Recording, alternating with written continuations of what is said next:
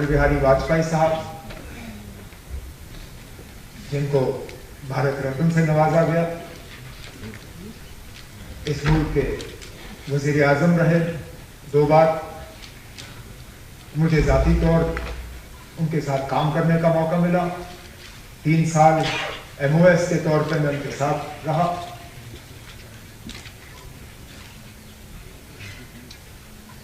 बाकी मुल्क के हवाले से जो उनका रोल रहा है वो तो सब जानते हैं। हम जब अटल बिहारी वाजपेयी साहब को याद करते हैं तो बिलखसूस जम्मू कश्मीर के हवाले से याद करते हैं। और जैसे कई सारे यहाँ ऑनरेबल मेंबरों ने जिक्र किया, जब जब हम वाजपेयी साहब को याद करते हैं तो उस हवाले से याद करते हैं कि उन्होंने हमेशा जम्मू कश्मीर के हालात को बेहतर करने की कोशिश की। हमेशा यहाँ का जो तनाव का माहौल रहा, यहाँ जो वायलेंस रही, यहाँ जो हिंदुस्तान और पाकिस्तान को लेके जम्मू कश्मीर के मुतल्लिक रिश्ते खराब रहे, उनको हमेशा सुधारने की कोशिश की, उनको दुरुस्त करने की कोशिश की। वो पहले इस मुल्क के ऐसे लीडर, उनको याद किया जाता है कि वो लाहौर बस लेके गए, दिल्ली लाहौर बस सर्विस उन्होंने शुरू की, लेकिन उस दौरान वो मीनार पाकिस्तान भी गए, जो एक हिंदुस्तान के लीडर के लिए वहां जाना और मीनार पाकिस्तान पे वहां पे हाजिरी देना ये कोई मामूली बात नहीं। फिर सरहद पे खड़े होके कहना कि हम दोस्त बदल सकते हैं, पड़ोसी बदल नहीं सकते। आज के दिन में शायद ही कोई इस तरह की बात करेगा।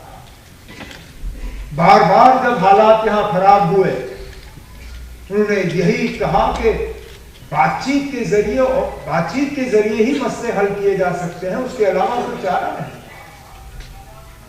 दोस्ती का हाथ बढ़ाते रहे, इस बात के बावजूद कि उसके लिए उनको मुश्किल का सामना करना पड़ा। जब जम्मू कश्मीर के मसले के हवाले से बात की तो कहा कि इंसानियत, जमहूरियत, कश्मीरियत। जम्मू कश्मीर के आर पार के लोग, उनको दोबारा जोड़ने के लिए यहां रास्ते खोले गए, जिनको बदकिस्मती से दोबारा फिर बंद किया गया। उनकी कोशिश थी कि लोग मिले, सिविल सोसाइटी आपस में मिले, एक मतलब पर्सनल रिश्ते कायम।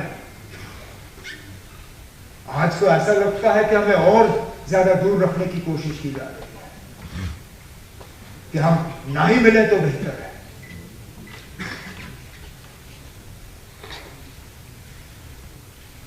मैं तो मान के चलता हूं कि अगर वाजपेयी साहब के दिखाए हुए रास्ते पे हमने जम्मू कश्मीर के साथ सलूक किया होता तो आज हमारा वो हाल नहीं होता जो हाल है।